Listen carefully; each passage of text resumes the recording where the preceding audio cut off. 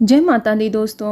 World best magic में आपका हार्दिक स्वागत है। कैसे हैं आप सब, ये बताने के लिए कमेंट बॉक्स में जय माता दी जरूर लिखें। दोस्तों, सावन का महीना भोलेनाथ को अत्यधिक प्रिय होता है।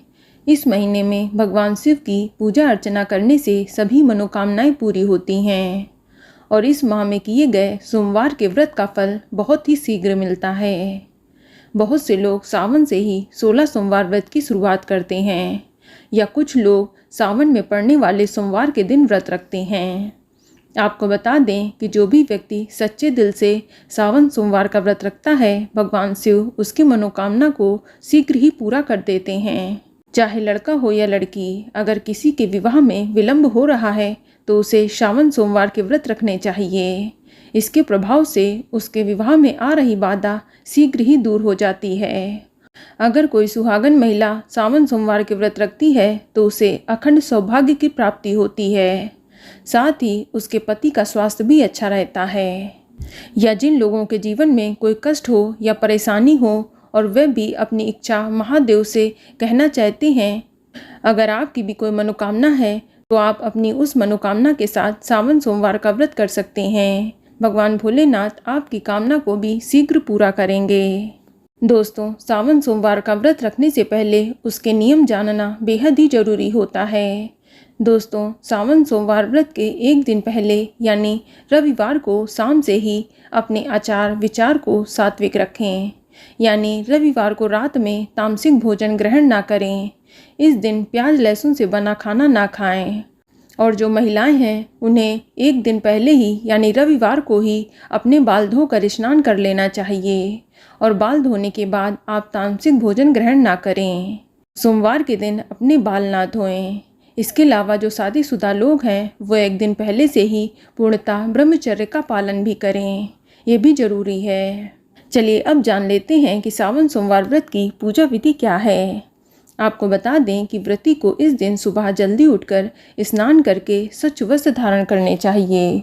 हो सके तो इस दिन सफ़ेद रंग के या कोई भी हल्के रंग के कपड़े पहने और जो विवाहित महिला हैं वह सफ़ेद रंग में कोई भी अन्य रंग मिला हुआ कपड़ा पहने। बस ध्यान रखें कि पूजा के समय गलती से भी काले, नीले या भूरे रंग के वस्त्र धारण ना करें। अब आप एक लोटा जल लें और उससे सूर्य देव को जल अर्पित करें। अब आप अपने घर के मंदिर में जाएं और पूजा स्थल को गंगा जल छिड़क कर शुद्ध कर लें। हो सके तो पूजा में सफ़ेद आसन का इस्तेमाल करें और पूर्व दिशा की ओर मुख करके बैठें। अब आप व्रत का संकल्प लें। इसके लिए अपने दाहिने हाथ में थोड़ा सा जल, पुष्प, अक्षत लेकर व्रत का संकल्प लें।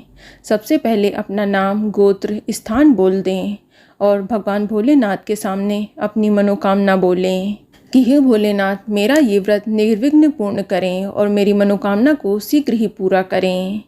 मनोकामना बोलने के बाद हाथ में जो जल, पुष्प, अक्षत है उसे शिव जी के सामने अर्पित कर दें। अब आप घी का दिया जलाएं और शिव पार्वती की विधिवत पूजा करें। दोस्तों, भगवान शिव की पूजा प्रदोष काल में करना बेहद ही शुभ होता है, इसलिए आप शाम को पुनः स्नान करके शिव जी की पूजा करें। आप सुबह या शाम एक बार पूरे विधि विधान से पूजा जरूर करें। आपके पास अगर सुबह टाइम है तो आप सुबह विधि पूर्वक पूजा करें। वैसे प्रदोष काल में शिव पूजा अधिक लाभकारी होती है, तो आप शाम के समय सभी पूजन सामग्री लेकर या तो शिव मंदिर में जाकर पूजा करें या आपके घर में शिवलिंग है तो आप घर पर भी विधिवत पूजा कर सकते हैं। आप सर्वप्रथम शिवलिंग का अभिषेक करें। जल, गंगा जल, पंचामृत से अभिषेक करें। ध्यान रहे अभिषेक के समय ओम नमः शिवाय का जाप करते रहें। उसके बाद शिवलिंग पर सफ़ेद चंदन का लेप लगाएं या त्रिपुंड बनाएं। अब इसके बाद शिव जी को वस्त्र या जनेऊ अर्पित करें। बेलपत्र, दूर्वा, समी पत्र, आकड़े का फूल, भांग, धतूरा, पान, सुपारी, लौंग, इलायची, जो भी आपके पास सामग्री उपलब्ध है उसे शिव जी को अर्पित करें। इसके बाद फल और सफ़ेद मिठाई का भोग लगाएं, घी का दीपक जलाएं। अब आप वहीं बैठकर एक माला ओम नमः शिवाय का जाप करें या महामृत्युंजय मंत्र का जाप करें या श्री शिवाय नमस्तुभ्यम का भी जाप कर सकते हैं। इसके साथ ही आप शिव चालीसा, शिवाष्टक, रुद्राष्टक का भी पाठ कर सकते हैं। तत्पश्चात सोमवार व्रत की कथा पढ़ें व सुनें।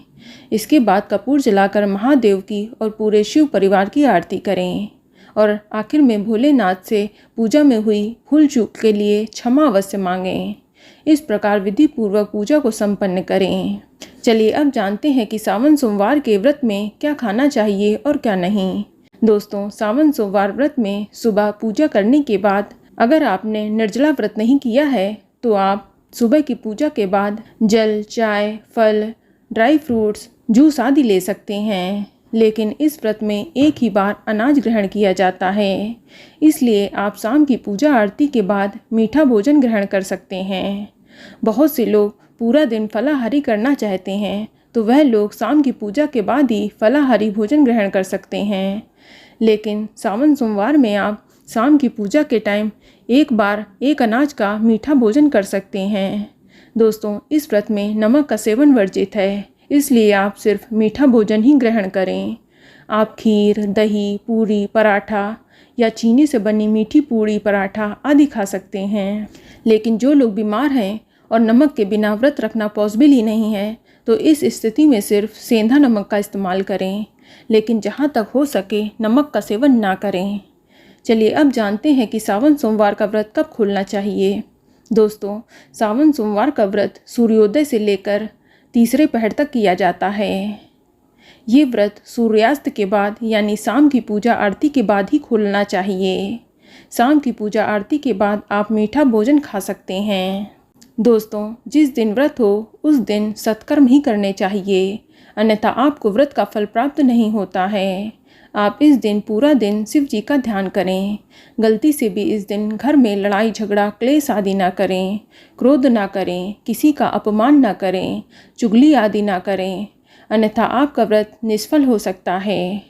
चलिए अब जानते हैं कि सावन सोमवार के दिन यदि आपको पीरियड आ जाए तो आपको व्रत और पूजा कैसे करनी चाहिए।